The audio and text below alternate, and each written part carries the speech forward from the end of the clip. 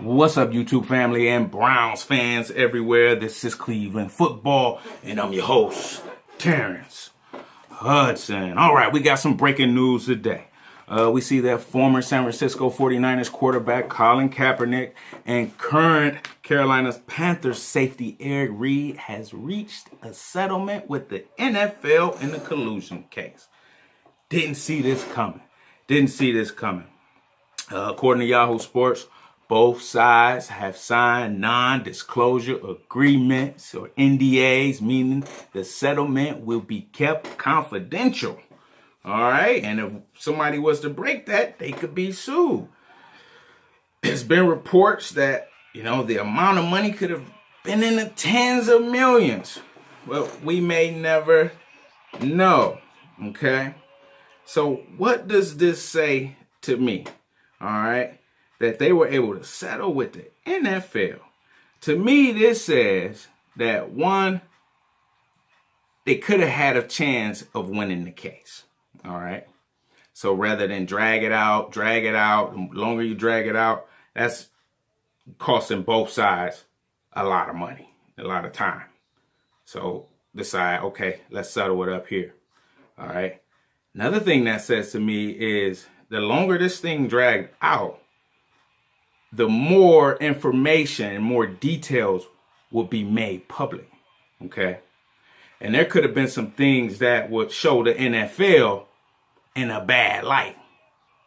All right. That's what I get from this, because once these cases start to move forward, things become public. You're working through an arbitrator, you're working through a judge.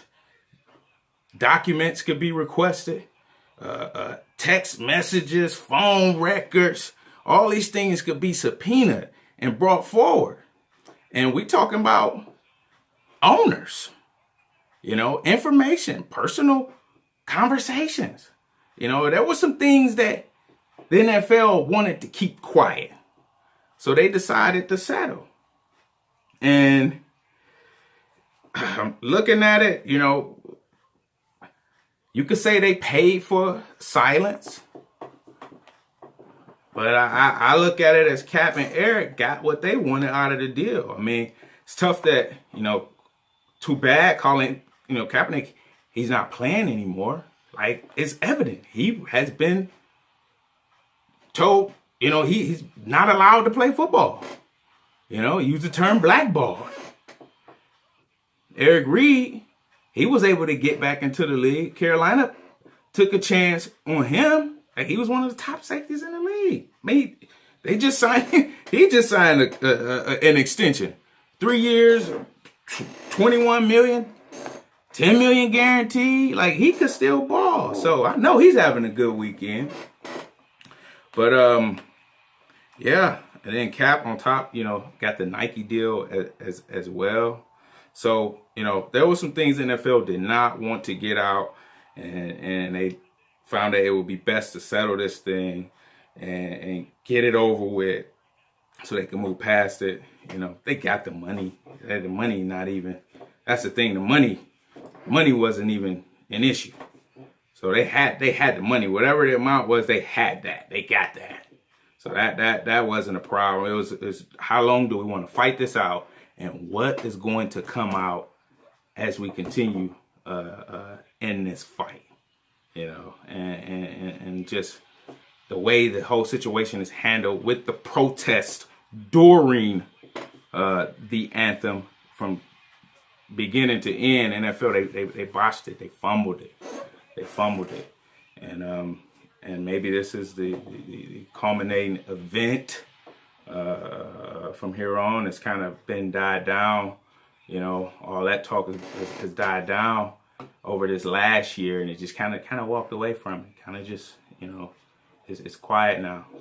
I guess apparently behind the scenes they're doing some things with social justice and working with some guys in the league, but we'll see how far that goes. But congrats to Cap and Reid for being able to it doesn't prove their case, it doesn't prove collusion, but it says a lot. And it doesn't prove that that the owners didn't collude. So for them to even, for NFL to even settle, you know, just to say we want to end this, that says a lot. That says a lot. So big up to those guys.